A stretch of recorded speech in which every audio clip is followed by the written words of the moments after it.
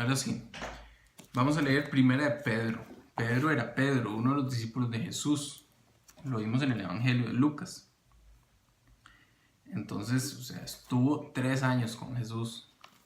Él vivió con él, cenó con él, durmió con él, desayunó con Jesús, predicó con Jesús, estuvo en las buenas, en las malas, traicionó a Jesús. Entonces, vamos a ver qué nos dice el Espíritu Santo a través de Pedro. Dice Pedro, apóstol de Jesucristo, a los expatriados de la dispersión en el Ponto, Galacia, Capadocia, Asia y Bitinia, elegidos según la presciencia de Dios Padre en santificación del Espíritu. O sea, Dios nos eligió según su presciencia, o sea, su preconocimiento en santificación del Espíritu. El Espíritu de Dios es el que nos santifica a nosotros. ¿Y para qué nos santifica? Para obedecer y ser rociados con la sangre de Jesucristo. Somos llamados para obedecer. Jesús, antes de irse, dijo, ¿qué dijo? Id y haced discípulos a todas las naciones, enseñándoles que guarden todas las cosas que os he mandado. O sea, Dios quiere que nosotros guardemos todas las cosas que Él nos ha mandado. Para obedecer fuimos llamados. Y ser rociados con la sangre de Jesucristo. Tenemos que rociarnos de la sangre de Jesucristo. Tenemos que cubrir nuestras faltas y nuestros pecados por la sangre de Jesús. Gracia y paz os sean multiplicadas. Bendito el Dios y Padre de nuestro Señor Jesucristo, que según su grande misericordia nos hizo renacer para una esperanza viva. O sea, nosotros hemos renacido. ¿Se acuerdan? Como Jesús le dijo a aquel líder religioso, usted tiene que nacer de nuevo para entrar en el reino de Dios. Y el líder le dijo, ¿cómo nacer de nuevo? ¿Podré yo entrar de nuevo en el vientre de mi madre? Aquí está hablando de eso de nuevo, renacer para una esperanza viva. Muero a mi carne y vivo en el Espíritu, resucito en el Espíritu, para una esperanza que no está muerta, es viva, por la resurrección de Jesucristo de los muertos. O sea, la garantía que tenemos nosotros es la resurrección de Cristo, que algún día seremos semejantes tal y como Él es decir, resucitado, con un cuerpo celestial. Versículo 4, para una herencia incorruptible, incontaminada e inmarcesible, reservada en los cielos para vosotros. Hay una herencia reservada para nosotros, hay un galardón reservado para nosotros. Versículo 5, que sois guardados por el poder de Dios mediante la fe. Soy guardado no por mis fuerzas, sino por el poder de Dios, mediante la fe. Tengo que guardar la fe para ser guardado por este poder de Dios, para alcanzar la salvación que está preparada para ser manifestada en el tiempo postrero. En un tiempo postrero, cuando yo muera, cuando el Señor nos llame, alcanzaremos esa salvación en ese tiempo. No es que ya no seamos salvos, es que se va a ser evidente cuando todos seamos resucitados y traídos a Jesús y luego ser juzgados en el juicio del trono blanco. Pero eso es un tema de Apocalipsis. Versículo 6, en lo cual vosotros os alegráis, aunque ahora por un poco de tiempo, si es necesario tengáis que ser afligidos en diversas pruebas. O sea, en este mundo tendréis aflicción, dijo Jesús, pero confiad, yo he vencido al mundo. Versículo 7, para que sometida a prueba vuestra fe, o sea, nuestra fe va a ser probada. Vamos a tener que decidir, como decía Elías, si Baal es Dios, seguidle, y si Jehová es Dios, seguidle. Pero no esté entre los dos, no puede adorar a los dioses. Vamos a tener que, versículo 7, para que sea sometida a prueba vuestra fe. Vamos a tener la fe probada, mucho más preciosa que el oro, el cual, aunque perecedero, se prueba con el fuego. O sea, si el oro se prueba con fuego, ¿cuánto más nuestra fe? Que es fuego y sufrimiento, vituperios, el cual, aunque perecedero, se prueba con fuego, sea hallada en alabanza, gloria y honra cuando sea manifestado Jesús. Nuestra fe tiene que ser hallada en alabanza. Dios tiene que volver a nuestros ojos y decirnos, bien, buen siervo y fiel, sobre poco has sido fiel, sobre mucho te pondré, entra en el gozo de tu Señor. Decía Jesús, versículo 8, a quien amáis sin haberlo visto. O sea, amamos al Señor sin haberlo visto. En quien creyendo aunque no lo veáis, os alegráis con gozo inefable y glorioso, obteniendo el fin de vuestra fe, que es la salvación de vuestras almas. El fin de nuestra fe es la salvación de nuestras almas, el saber que algún día estaré con el Señor por toda la eternidad y estaré también con mis seres queridos y mis hermanos que están allá con Él. Los profetas que profetizaron de la gracia destinada a vosotros inquirieron y diligentemente indagaron acerca de esta salvación. O sea, en el Antiguo Testamento, Elías, David, Isaías, Jeremías, muchos indagaron profundamente acerca de esta salvación, escudriñando qué persona y qué tiempo indicaba el Espíritu de Cristo que estaba en ellos, el cual anunciaba de antemano los sufrimientos de Cristo. O sea, ellos intentaban estudiar y ver cómo Dios iba a traer la salvación y las glorias que vendrían tras ellos.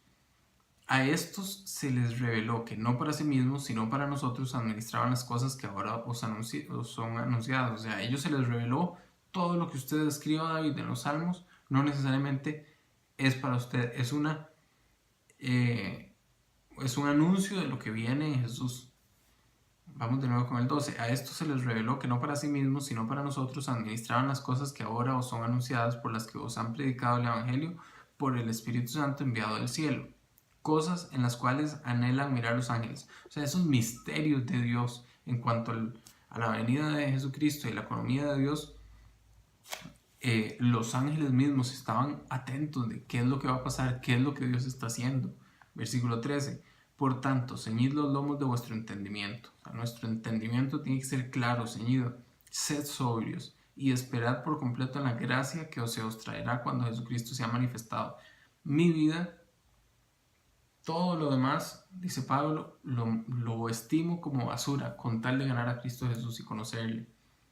Aquí dice algo parecido: esperad por completo la gracia que se os traerá cuando Jesucristo sea manifestado. No me interesa perder esta vida, no me interesa de perderme los placeres y la vanagloria de esta vida y el enfocarme en esta vida y buscar solo el dinero o buscar la aventura o buscar los viajes o buscar todo para mí. No me interesa perder eso, sino que mi esperanza está en Jesús y cuando éste sea manifestado. Versículo 14. Como hijos obedientes, no os conforméis a los deseos que antes teníais, estando en vuestra ignorancia. En ignorancia podía yo vivir en pecado. Ahora que conozco a Cristo, tengo que buscar vivir en santidad. Versículo 15. Sino, como aquel que os llamó es santo, sed también vosotros santos en toda vuestra manera de vivir. Esto no es del Antiguo Testamento, es hoy. Dios dice, así como Jesús que os llamó es santo y Él los llamó a seguirlo, nosotros tenemos que ser santos. ¿Y cómo santos? ¿Cuándo? El domingo. No, en toda vuestra manera de vivir. Si tengo que pagar el Ministerio de Hacienda un 15%, un 20%, un 25% de impuesto de renta, un 30%, lo pago. Soy santo. Si hay alguien que le caigo mal o no le gusta como soy, lo que sea, yo no voy a estar hablando mal en contra ni lo voy a guardar malos resentimientos. Yo soy santo. Si alguien quiere que yo mienta o que yo esconda algo o que... No, es que yo soy santo en toda la manera de vivir en mi casa, en mi trabajo, con mis amigos, en la iglesia, en el Más por Menos, en PriceMart. Yo soy santo en toda la manera de vivir porque amo a Jesús. Versículo 16. Así tenemos que ser, porque escrito está: sed santos porque yo soy santo. O sea, Dios dice: ustedes, hijos míos, sean santos. Que la gente, si los conoce, digan: de sí, me cuesta la verdad encontrar algo que él haga mal, así como un pecado, que él sepa que está mal. Tal vez podemos equivocarnos, pero que la gente no pueda decir: ah, sí, ese es un tal cosa. No, tiene que costarle a los demás encontrar algo malo en nosotros, porque tenemos que ser santos, así como Él es santo. Versículo 17. Y si invocáis por Padre aquel que sin acepción de personas juzga la obra de cada uno, conducidos en temor todo el tiempo de vuestra peregrinación. O sea, si ustedes dicen: ay, Padre mío, si ustedes están invocando por Padre a aquel que sin acepción de personas, sin hacer distinción, juzga, si Él no hace distinción, sino que es justo, ustedes acérquense con temor en todo el tiempo de vuestra peregrinación. O sea, en temor de fallarle, en temor de pecar. en temor de dejarlo en mal al Señor. Todo el tiempo de nuestra peregrinación, o sea, durante toda nuestra vida, intentemos dejar bien al Señor. Decía Romanos, decía Pablo, es que hablan mal, o en Corintios, decía Pablo, hablan mal de los cristianos, y lo peor es que tienen razón, ¿verdad? No puede ser. Versículo 18. Sabiendo que fuisteis rescatados de vuestra vana manera de vivir. Dios nos rescató de esa vana manera de vivir. No podemos volver a esa, sino que tenemos que buscar la santidad. No con cosas corruptibles como oro o plata. O sea, Dios no fue que llegó y dijo, sí, yo les doy $1,000,000 por cada uno. No, sino con la sangre preciosa de Cristo. Envió a Jesús a morir en una cruz, a derramar su sangre, a sufrir por nosotros, como de un cordero sin mancha y sin contaminación, ya destinado desde antes de la fundación del mundo, pero manifestado en los postreros tiempos por amor a vosotros. O sea, Dios sabía que iba a ser ese plan de salvación desde antes de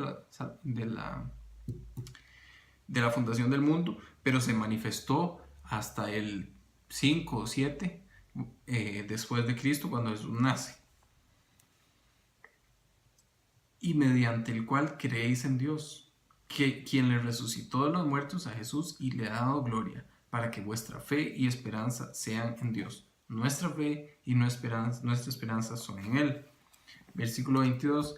Habiendo purificado vuestras almas por la obediencia a la verdad. O sea, ¿cómo limpio yo platos? Con el lavaplatos, con el jabón. ¿Cómo purifico las almas? ¿Cómo purifico mi alma? ¿Cómo me purifico yo? ¿Cómo me limpio yo mi alma? Por la obediencia a la verdad. O sea, el obedecer la verdad, el obedecer lo que yo tengo que hacer, el obedecer lo que Dios me dice que yo haga, me va limpiando, me va purificando mi alma mediante el Espíritu. No lo hago yo, lo hace Cristo en mí. Ya no vivo yo, vive Cristo en mí. Es el mismo concepto, mediante el Espíritu. Para el amor fraternal no fingido. O sea, el Espíritu tiene que poner en mí un amor fraternal por los demás, un amor no fingido. Amaos unos a otros entrañablemente, de corazón puro. Jesús decía, mis discípulos tienen que ser conocidos porque se amen los unos a los otros. Un mandamiento nuevo os doy, que os améis los unos a los otros. Ese fue uno de los pocos mandamientos nuevos que Jesús dijo, un mandamiento nuevo os doy. Además, si no es el único. Todo lo demás cúmplenlo, pero les doy un mandamiento, ámense. Nosotros tenemos que amarnos, yo le pido, Dios mío, dame amor, porque muchas veces somos muy descorazonados con el que está ahí cuidando el carro o el borracho que está en la acera. O sea, sí decimos, ay, qué mal, pobrecito, pero realmente nos duele, realmente lo amamos. Que Dios nos ayude a amar, porque uno a veces no sé, voy a llevarlo a mi casa o le pago y lo llevo a algún lado. Dame amor, oh Dios, ayúdame, dame sabiduría a ver qué hago. De corazón puro, versículo 23, siendo renacidos, no de simiente corruptible, sino de incorruptible, por la palabra de Dios que vive y permanece para siempre. Porque toda carne es como hierba y toda gloria del hombre como flor de la hierba. O sea, se va muy rápido.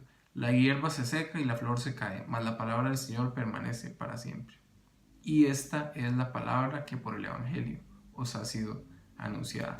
Nuestra vida se nos va rápido y tenemos una sola oportunidad de hacer la voluntad de Dios y ser santos. Más vale que la aprovechemos y que podamos llegar allá y decir, Dios mío, aquí estoy. Hice lo mejor que pude y que intenté buscarte, conocerte, santificarme. Y aquí está mi vida, haz conmigo lo que tengas que hacer.